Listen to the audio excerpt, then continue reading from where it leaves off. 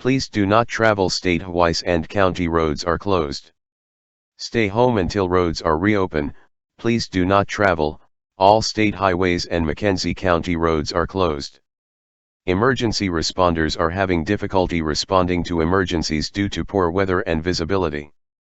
If you get stranded, emergency responders may not be able to get to you due to weather and road conditions.